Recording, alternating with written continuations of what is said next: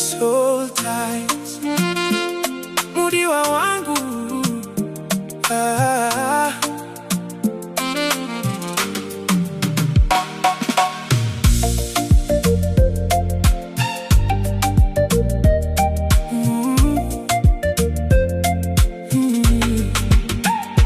Kubazuva ndakasangana newe, upenyu wangu wakashanduka, wakauya seruva rinotumbuka, pakati pemwaka wakaoma, pandinenge ndaneta nematambudziko, ndiwe unondipa simba, kunyemwerera kwako Mudiwa kunovenekera nzira yangu. Handina goridhe rakawanda, handina pfuma yenyika, asi rudo rwandinaro ndichakupa rwese Mudiwa.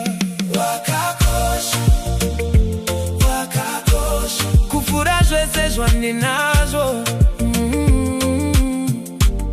Mumwoyo mangu munewe chete,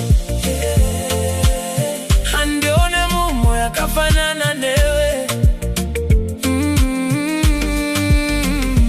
Wakakosha, wakakosha, chipo chandakapiwa na Mwari, kana ndinewe padivi pangu, ndinonzwa ndakakomborerwa. Vanhu vazhinji vakauya, vamwe vakauya vakandisiya, asi iwe wakaramba uripo panguva dzese dzandaitambura. Wakavata rogo rwangu pandakanga ndava kurasika, ndipo pandakasiva Mudiwa kuti ndiwe wandaitsvaga. Handina goridhe rakawanda, handina pfuma yenyika, asi rudo rwandinarwo ndichakupa rwese Mudiwa. Wakakosha, wakakosha, kupfuura zvese zvandinazvo. Mumwoyo mangu munewe chete, handione mumwe akafanana newe. Wakakosha, wakakosha, chipo chandakapiwa na Mwari,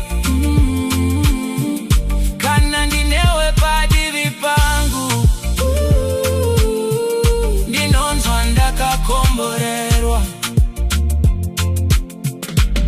Kana makore akafamba, rudo rwangu haruperi, kana bvudzi rikajena, ndichiri kukuda saizvozvo.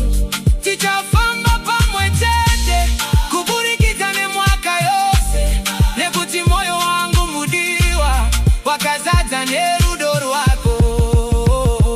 Wakakosha, wakakosha, kupfuura zvese zvandinazvo. Mumwoyo mangu munewe chete, handione mumwe akafanana newe. Wakakosha, wakakosha, chipo chandakapiwa na Mwari, kana ndinewe padivi pangu, ndinonzwa ndakakomborerwa. Soul Ties, wakakosha Mudiwa, forever and ever.